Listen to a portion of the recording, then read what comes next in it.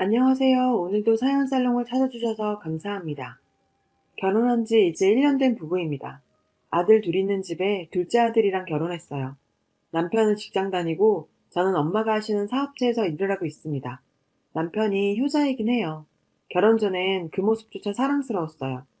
결혼하고 나서 보니 시어머니가 아들 집착이 심합니다. 결혼 전엔 오빠가 다 좋아 보여 좋은 사람인데 아쉬운 점이 급여가 작다는 것밖에 없다고 생각했죠. 그것 때문에 저 결혼할 때 친정부모님이 반대가 조금 있었고요. 전 그냥 단순히 남편 월급이 부족해도 둘이 벌면 된다고 생각했었거든요. 결국 승낙하셨는데 딸 고생시키는 게 싫으셨겠죠. 남편 능력이 집을 살 정도는 안 된다며 세를 받고 있던 40평짜리 집을 신혼집으로 주셨어요. 오빠가 월급이 적어 그걸로 생활만 하는 것도 어려울 것 같아서였거든요. 맞벌이라곤 하지만 그렇게는 돈 모으기 힘들고 집을 사는 건 더 힘들긴 하죠. 그런 생각까지 해주시는 친정부모님께 감사했습니다. 그런 상황인데도 시어머니는 신혼집에 매일 오셔서 벽지, 침대, 이불, 커튼, 심지어 그릇까지 모두 취향대로 해놨어요.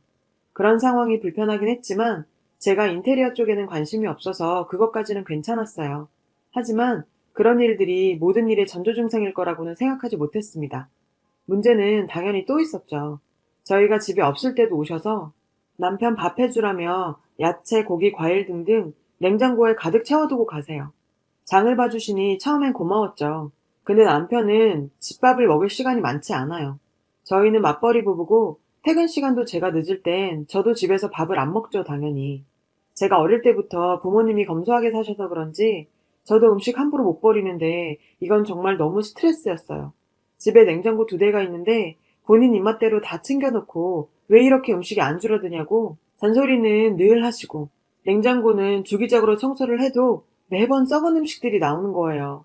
버리는 거 생각해서 쉬는 날엔 저 혼자 굳이 음식을 해서 하루 5끼도 먹어봤지만 너무 많아서 줄지를 않습니다. 그만큼 밥 타령도 심하시죠. 남편이 혼자 자취할 때는 밥을 해먹는지 사먹는지 관심조차 없으셨어요. 제가 잘 알죠. 자취방에 놀러가면 냉장고는 늘 텅텅 비었었으니까요. 그런데 왜 그런지 결혼을 하자마자 남편에게 수시로 전화해서 며느리가 밥은 해주냐, 아침은 먹고 다니냐, 사 먹지 말고 굶지 말아라라는 내용의 말을 하더라고요. 그것도 그냥 그러려니 했습니다. 그 이후에도 계속 밥은 해 먹었니? 같이 먹었니? 하는 내용의 카톡을 계속 보내는 거예요. 남편에게 보내더니 결혼 2달 정도 후부턴 저에게까지 거침없이 보내시더라고요. 반복이 되니 저도 화가 났지만 차분하게 답장을 보내드려야죠. 저희는 아무리 바빠도 끼니는 안 거르고 집에선 주로 해먹으려고 해요, 어머니. 많이 바쁘거나 시간이 없을 땐 사먹고 하니까 저희 식사 걱정 너무 하지 마시고 어머님, 아버님 건강 잘 챙기세요. 라고요. 소용없습니다. 남편에게 또 톡을 보내 밥은 먹었니? 혼자? 어디서? 해먹었니? 사먹었니? 물으세요. 남편도 그런 거 걱정하지 말라고 답장을 보냈는데 답장은 안 하시더라고요. 어머니는 그렇게 냉장고가 터져라 음식 쌓아두고 매일 아들 밥 타령이에요. 결혼 후 지금까지 하루가 멀다고 찾아오고 수시로 전화에 카톡까지. 잠잠하신 적이 없었던 것 같네요. 시어머니는 하루 2번도 집에 오셨어요. 오후 2시에 왔다가 밤 10시에 갑자기 오신 적도 있어요. 어떤 날은 자고 있을 때 새벽 2시에도 오셔서 아들과 할 말이 있다고 하면서 술상피라고도 했어요. 저도 일하는 사람이니 너무 늦은 시간엔 좀 그렇다고 말씀드렸죠. 그랬더니 네 엄마가 하는 사업체에서 일하면서 그것도 이해 못하냐고 하면서 한 달에 꼴랑 월급 300 정도 받으면서 뭘 그렇게 일한다고 요새냐며 큰소리 치더라고요. 결혼하기 전부터 시어머니는 용돈을 요구하셨었고 남편도 원래 그랬다면서 당연히 드리겠다고 해버린 거예요. 월 100만 원씩 드렸어요. 아들 월급 세후 150도 안 되는데 자기가 그렇게나 많이 가져가면서 자기 아들이 뼈 빠지게 일한 거 제가 다 쓴다고 합니다. 집에 오셔서 이것저것 바꾸고 뒤적거리시는 게 취미죠. 방을 뒤적거리다 제 옷과 액세서리가 너무 많다며 짜증을 내고 날린 거예요. 전 옷이며 액세서리 등엔 관심 없거든요. 그건 친정엄마가 사준 게 거의 다였어요. 설명을 하면 사람 말은 안 듣는 건지 말을 해도 못 들은 척 하는 건지 같은 소리만 반복하세요. 하루는 쉬는 날 시어머니가 친구분들을 모시고 왔어요. 약속도 없이 갑자기 오셨는데 당연히 음식 준비가 안 돼 있죠. 그랬더니 평소에 하던 대로 하면 된다고 편하게 준비하라고 하는 겁니다. 세상에 시어머니 친구분들이 집에 왔는데 편하게 음식 준비할 수 있는 사람이 몇이나 될까요? 그렇게 냉장고에 있는 음식 다 꺼내서 김치찌개, 생선구이 등 만들어서 드렸어요. 겨우 식사 준비하고 과일과 차까지 대접했죠. 제가 차린 음식들을 먹으면서 계속 아들 칭찬만 하는 거예요. 제게 고맙다는 소리는 1도 없었고 오로지 아들 자랑만 늘어놓더군요. 그리고 그날 밤 시어머니가 전화를 해서 한다는 소리가 친구들이 네 음식 너무 맛이 없단다.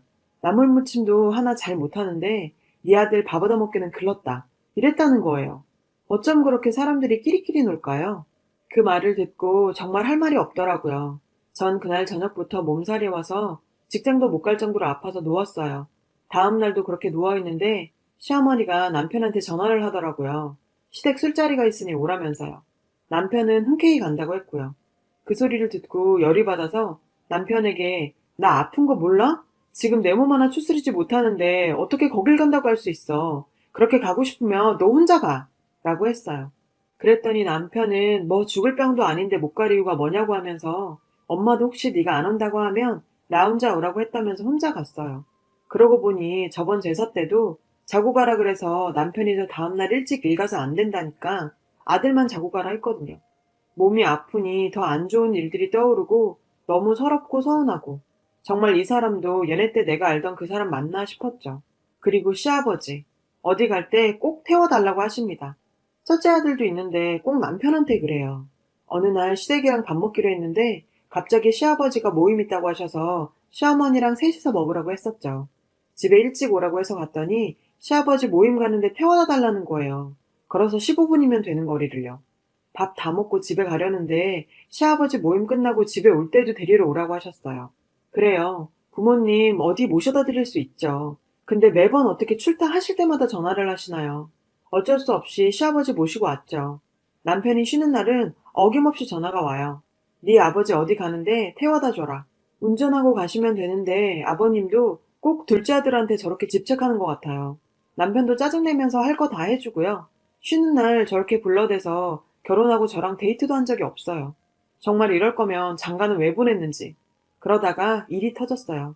여름 휴가 때 시어머님이 휴가를 같이 보내자며 토요일부터 시댁에서 지내라는 겁니다. 휴가를 시댁에서, 그것도 5일 동안 보내는 사람이 어디 있나요? 저도 쉬어야죠. 게다가 시어머니는 밖에서 파는 음식 먹으면 죽는 줄 아시는 분이거든요. 제가 그 끼니를 다 해결해야 한다는 건데 상상만 해도 너무 지치고 싫었어요. 그래서 이번엔 저도 할 말을 해야겠다 싶어 쉬는 동안 자주 올 테니 5일 동안 같이 보내는 건 안 되겠다고 말씀을 드렸어요. 그리고 남편한테 오늘은 제발 집에 가서 자자고 어머님 만나기 전부터 누누이 말했는데 잠깐 커피 사러 간 사이에 둘이서 오늘은 시댁에서 자고 내일 약속이 있어서 4시 안에 집에 가면 된다는 소리를 했더라고요. 제가 시댁에 휴가는 같이 못 보낸다고 하는 말을 듣고 남편도 친구들과 술 약속을 잡았던 거죠. 그럴 거면 자기가 먼저 부모님한테 약속 있다고 얘기해주면 안 되나요? 결국 또 술 사서 시댁 가서 먹고 자고 왔어요. 아무리 시댁에 옷이 준비돼 있다고 한들 이 더운 여름날에 준비 하나도 안 하고 왔는데 속옷도 없이 진짜 찝찝하죠. 집도 가까운데 매번 시댁에서 그렇게 자는 것도 진짜 불편하고요. 집에 와서 남편한테 말 한마디 안 하고 있는데 몸이 안 좋아지더라고요. 병원에 갔더니 스트레스가 과중돼서 몸이 경직된 부분이 많다고 마음 편하게 좀 쉬어보라고 했어요. 참, 그 말을 듣는데 왜 그렇게 친정엄마가 보고 싶은지. 안 되겠다 싶어서 남편한테 친정에 간다고 했어요. 그리고 친정에 갔는데 그날 시부모님한테는 말 안 하고 갔어요. 제가 벨소리에 민감해서 진동이나 무음으로 해놔요. 전화를 잘 못 받을 때도 있죠. 시어머니한테 부재 중 5통이 와 있더라고요. 30분 뒤에 다시 전화해보니까 버럭 화내면서 다짜고짜 계곡 가려고 나왔는데 전화도 안 받고 해서 저 자는 줄 알고 집에 들어갔다가 아무도 없어서 놀랬대요. 친정 가면 간다고 말하고 가지 말도 없이 가냐고 난리를. 그러면서 저한테 시부모님께 와서 정중하게 사과를 하라는 겁니다. 사전에 계곡 간다는 말이나 연락도 못 받았고 씻거나 잠들거나 일이 있어서 전화 온 거 못 받을 수도 있는데 고작 30분 지났다고 집까지 찾아오는 극성스러움도 도가 지나친 거 아닌가요?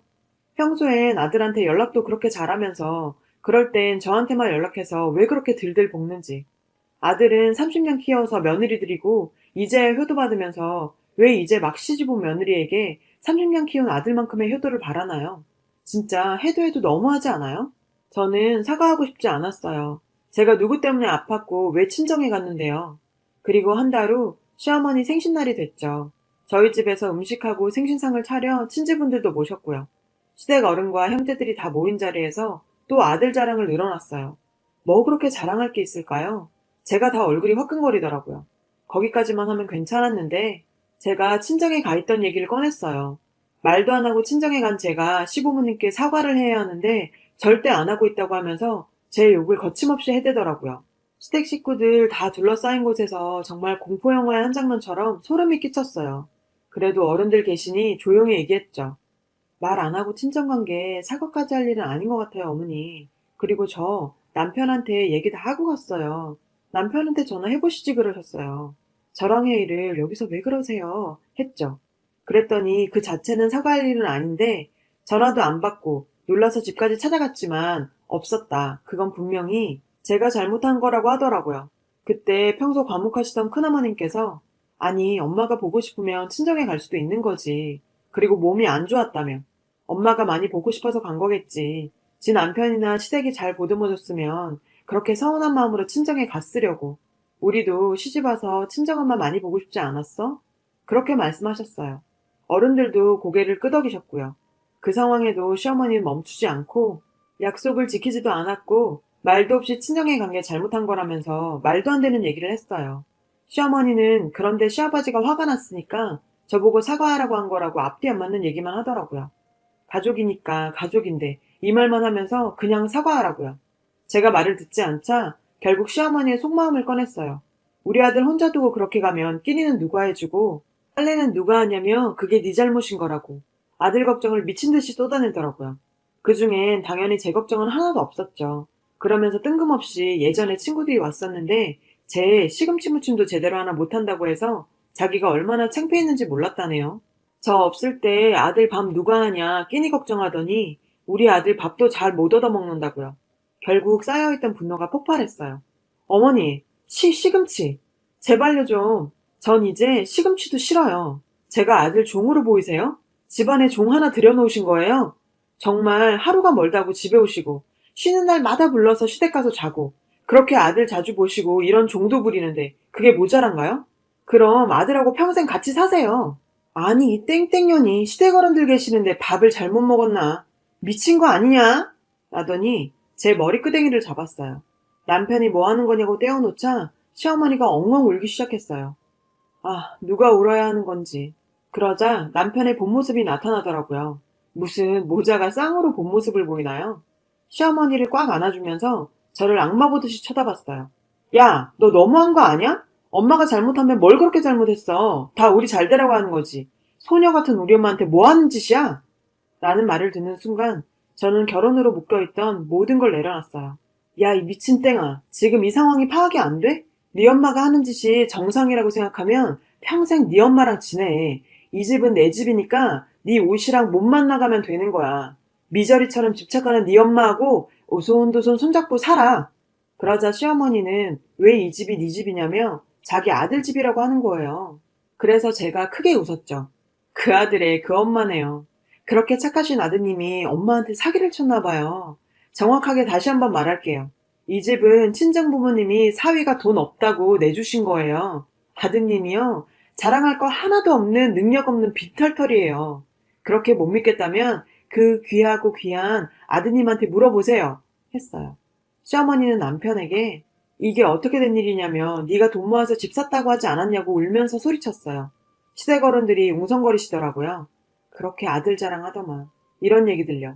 제가 여기 들어오기 전부터 아들 자랑만 하고 사셨나 봐요. 그랬더니 남편이 여기서 이러면 안 된다고 나중에 설명해준다며 시어머니를 끌고 나갔어요. 저를 혼자 두고요. 그 자리에서 결국 저도 울음을 터뜨렸어요. 한참을 울고 있는데 큰어머니께서 저를 꼭 안아주셨어요.